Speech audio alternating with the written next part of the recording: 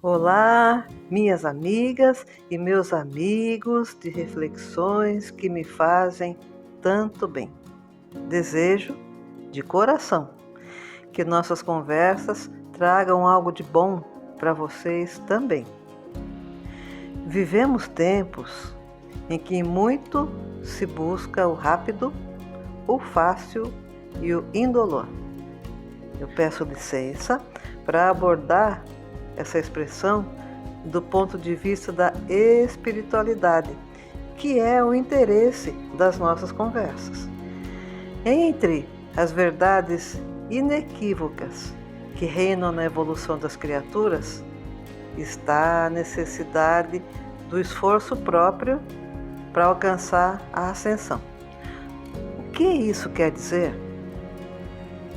Significa que mesmo Deus, sendo todo misericórdia e amor, Ele não faz favores. Aquilo que alcançamos sempre está, de alguma forma, relacionado com o nosso mérito. No texto Código Penal da Vida Futura, de Allan Kardec, temos diretrizes que nos ajudarão a entender melhor esses caminhos da evolução. Eu separei alguns trechos para nos orientar. Vamos lá? Em virtude da lei do progresso, toda alma, tendo a possibilidade de adquirir o bem que lhe falta e se desfazer do que tem de mal, segundo seus esforços e sua vontade, resulta daí que o futuro não está fechado a nenhuma criatura. O futuro não está fechado a nenhuma criatura. Isso é muito lindo. Não existem penas eternas. Deus sempre nos dá a possibilidade de reparar os nossos erros. Outra informação importante é segundo seus esforços e sua vontade. Sim, na nossa caminhada evolutiva, vamos adquirindo virtudes, nos tornando melhores e, claro, nos libertando dos sentimentos perturbadores. E cada um sabe do esforço que precisa fazer para acertar mais e errar menos. É linda e consoladora essa possibilidade de depender de si mesmo, o espírito em jornada e Deus. Kardec continua: o espírito deve aperfeiçoar-se por sua própria vontade. Ele age bem ou mal em virtude de seu livre arbítrio. Se age mal, sofre as consequências do mal enquanto persistir no mau caminho. Desde que dá um passo para o bem, sente imediatamente os efeitos. Então, podemos escolher segundo nossa vontade. A escolha de caminhos equivocados traz consequências que, bem compreendidas, se transformam em aprendizado. A adversidade, bem compreendida, significa que a lição contida foi assimilada. Esse é o papel das provas que enfrentamos, nos ensinar algo. Se nós não aprendemos nada com elas, a probabilidade de errar de novo é grande. Por isso, tantos de nós entram em um círculo vicioso, séculos sem avançar, até assimilar a lição. O lindo disso é que o bem é eterno. Uma vez aprendido o ensinamento, aquela construção interna nos pertence. Dessa maneira, Deus nos faz avançar. Fica claro isso na questão 118 do Livro dos Espíritos, onde lemos: na medida que avançam, compreendem o que os afasta da perfeição. Quando o espírito conclui uma prova, adquire o conhecimento e não mais o perde. Pode permanecer estacionado, mas não retrogradar. Percebemos que no universo da parte de Deus, tudo funciona dentro de uma ordem. Se há confusão e desordem, são de nossa parte.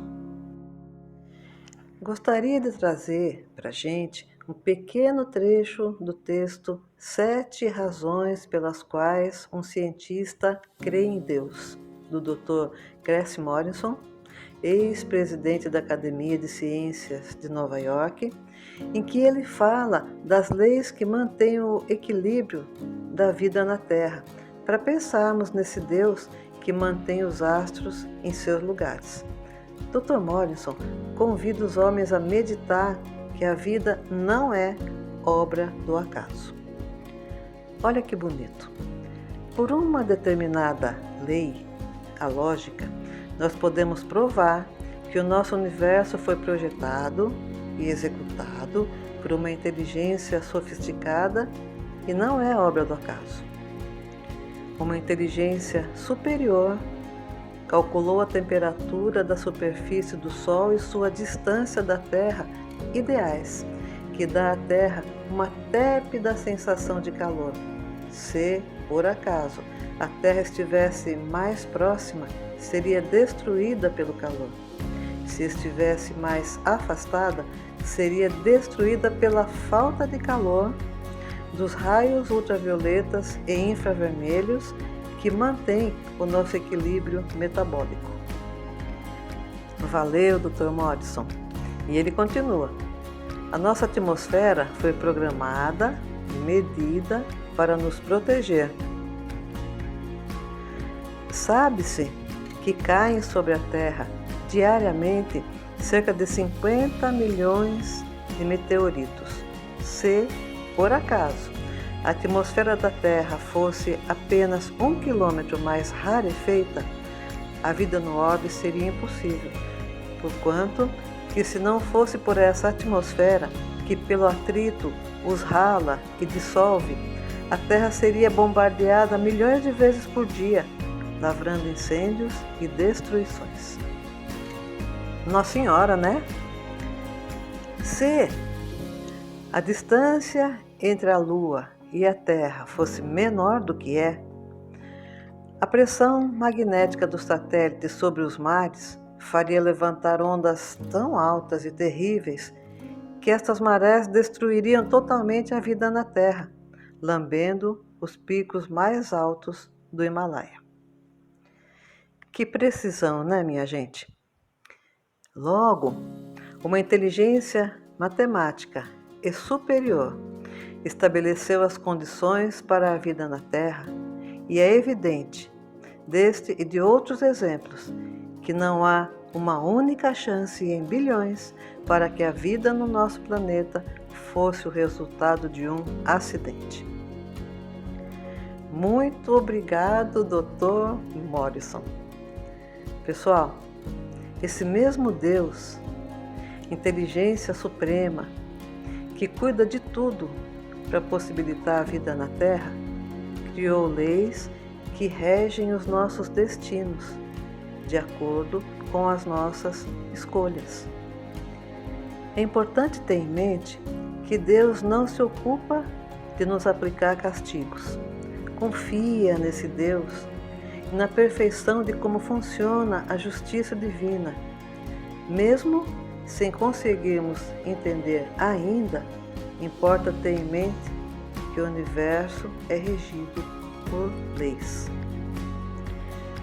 Nos diz Kardec, não há uma única imperfeição da alma que não traga consigo suas consequências lastimáveis, inevitáveis, e nem uma única boa qualidade que não seja fonte de um contentamento.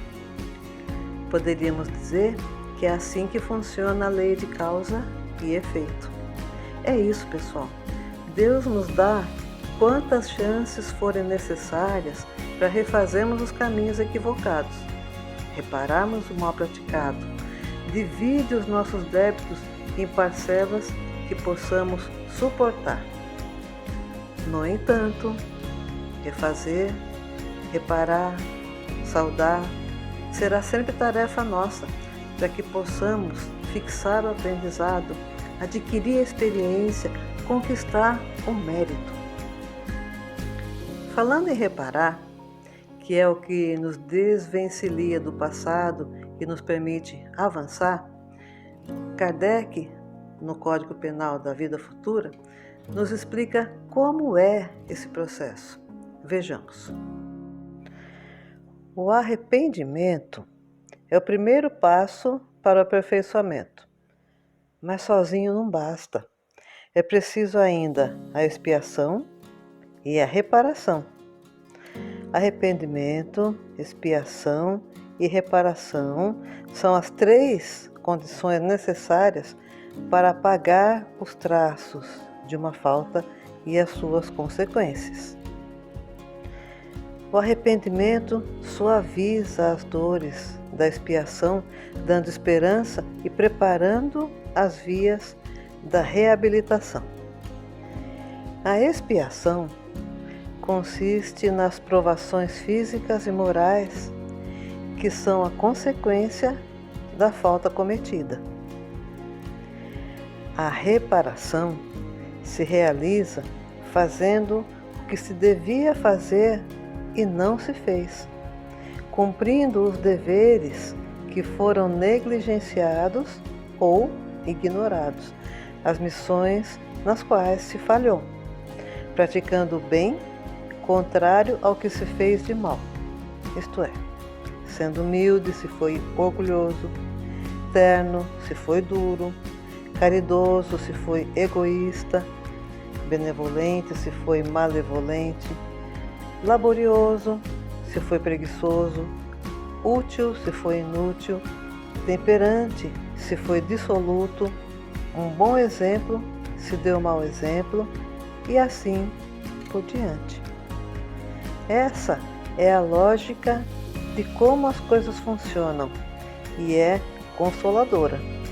Por isso dizem que o Espiritismo não tira a dor, tira o desespero, porque a gente compreende.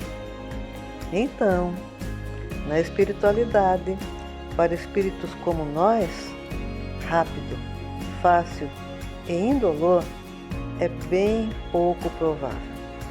A nossa jornada de redenção nos pede esforço próprio e persistência. Uma pergunta: essa jornada do nosso aperfeiçoamento precisa ser tão trabalhosa, tão demorada, tão sofrida?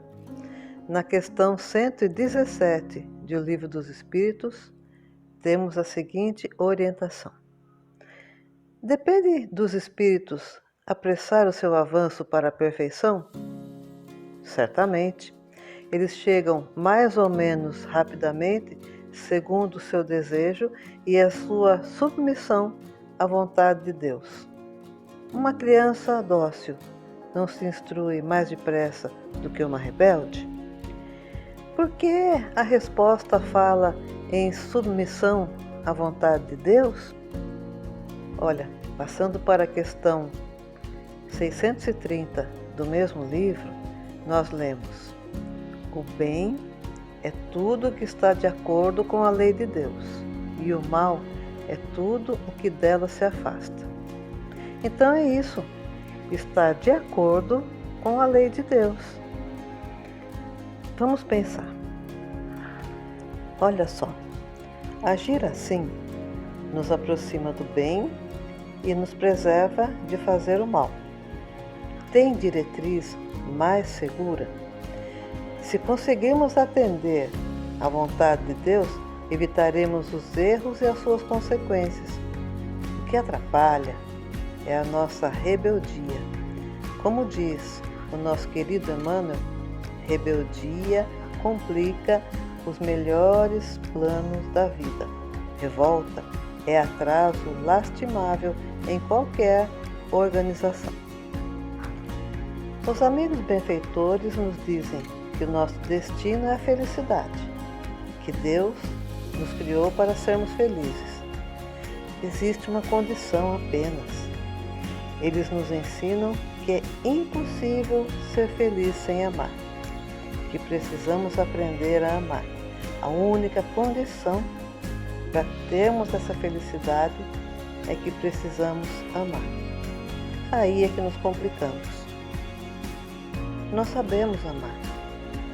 Voltando no tempo, Como estávamos perdidos, mergulhados em sombras, Jesus veio pessoalmente à Terra nos ensinar a lei de amor.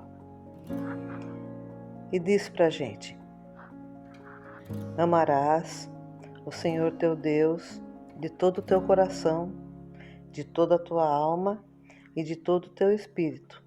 Este é o maior e o primeiro mandamento.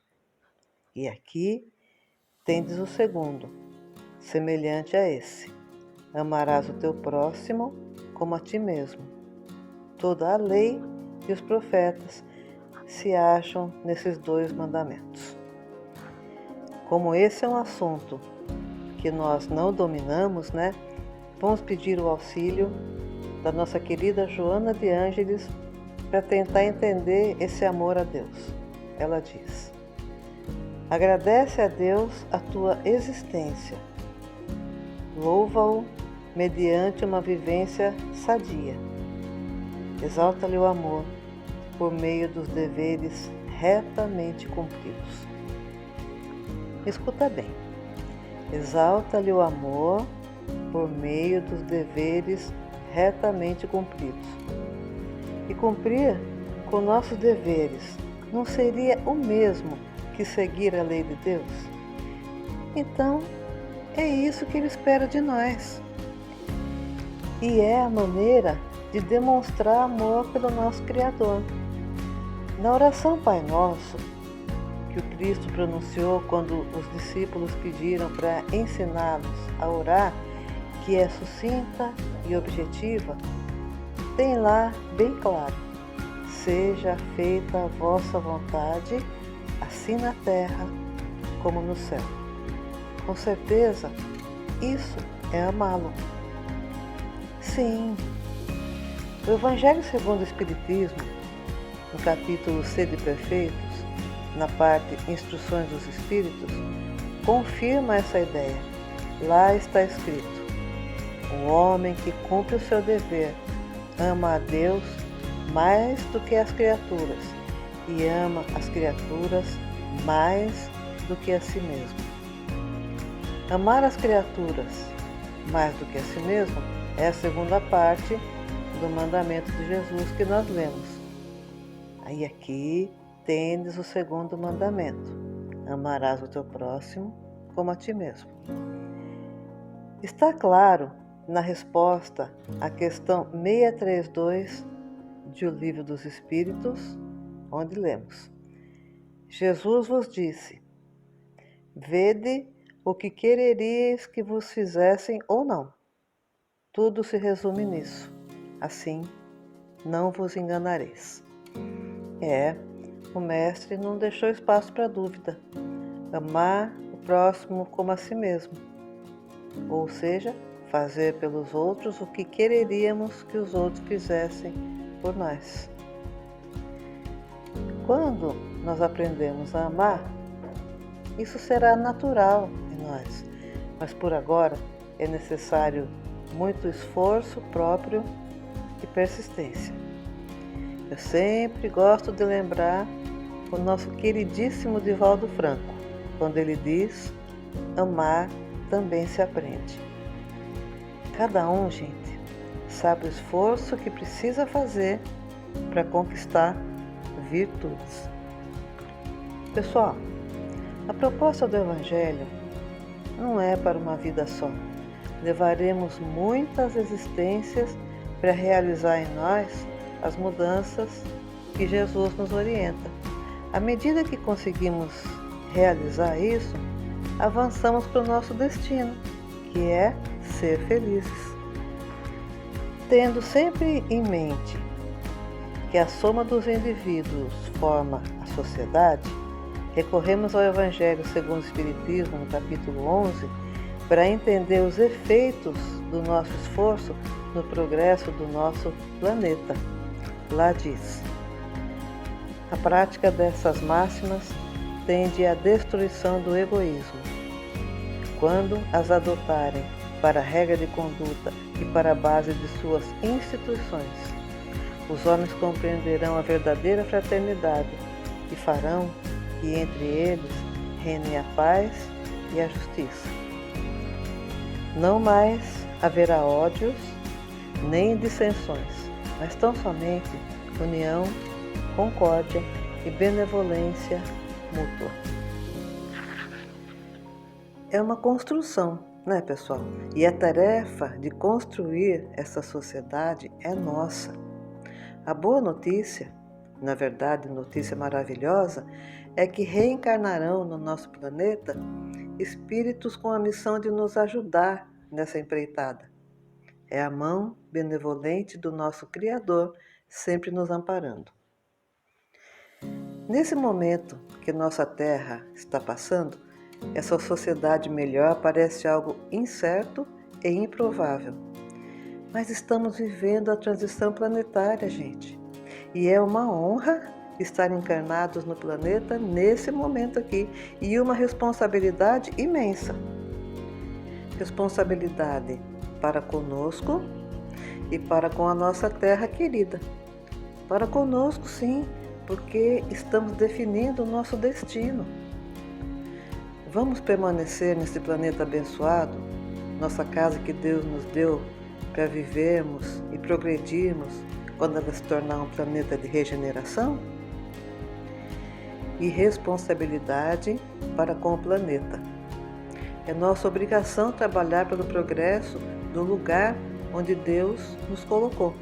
Então, vamos ajudar nossa terra querida a tornar-se um planeta de regeneração e assim conquistar o direito de viver na sociedade mais fraterna que há de vir?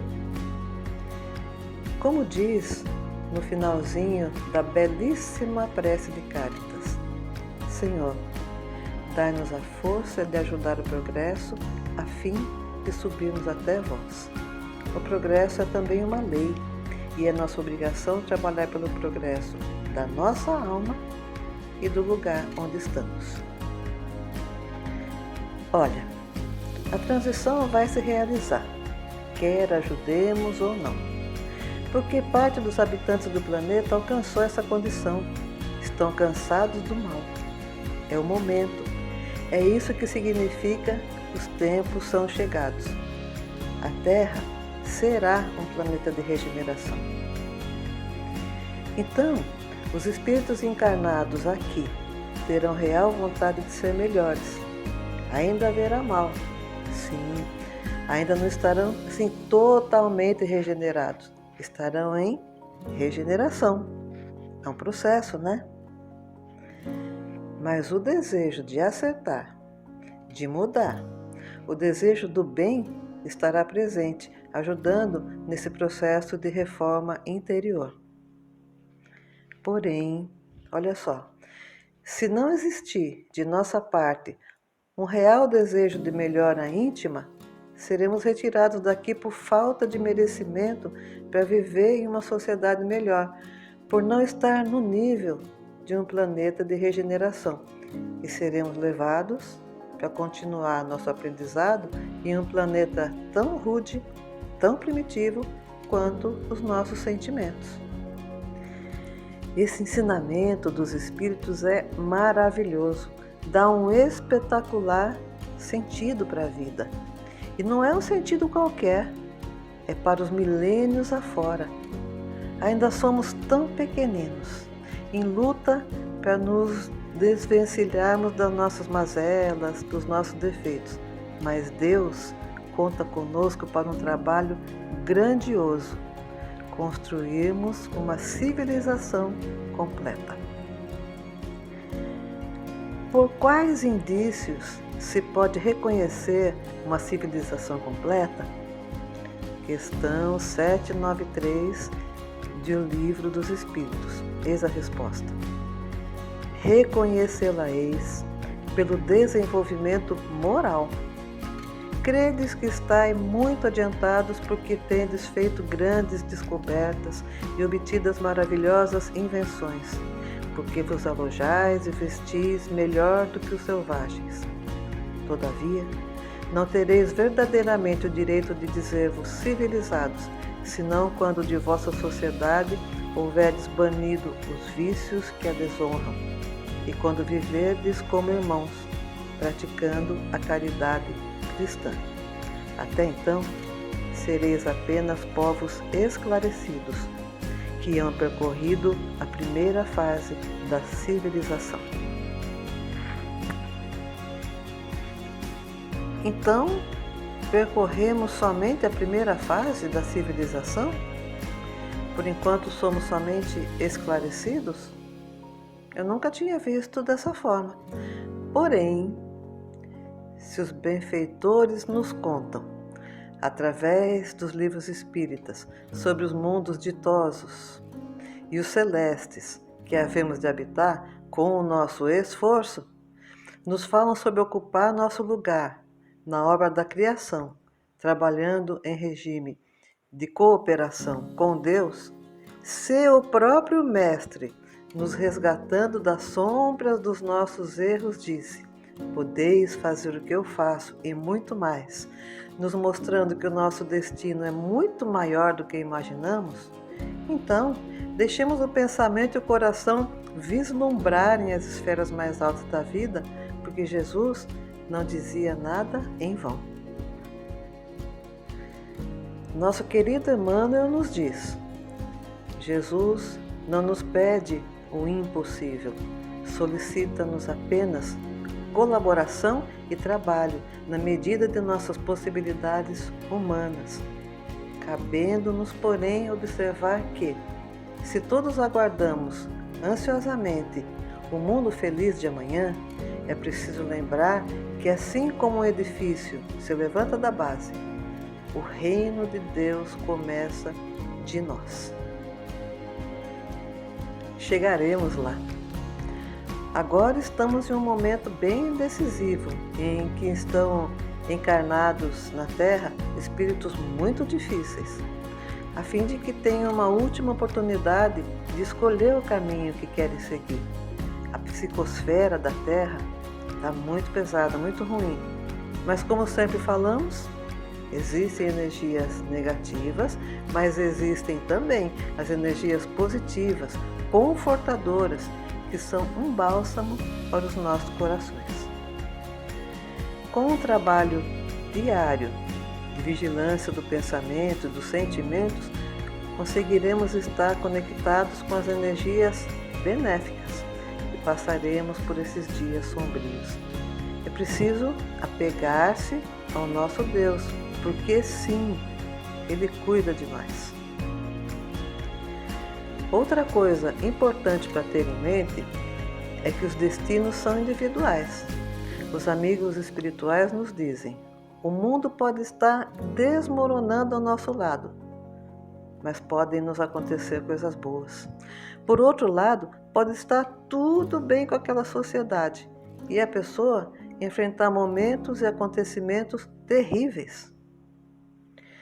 Nosso Cristo falou para a gente: a cada um segundo as suas obras. Por isso, eles nos orientam: escolhe o caminho certo e vai. Amigas e amigos queridos, por mais que as criaturas se deixem encantar pelo materialismo, não atentando ao que vem do nosso Criador, a verdade é que estamos entrando na era do Espírito. Quando Jesus veio caminhar entre nós, a humanidade mergulhada em sombras não sabia que direção seguir, mas agora é diferente. A humanidade da Terra ainda se encontra em grande dificuldade. Sim, mas agora nós temos a direção a seguir.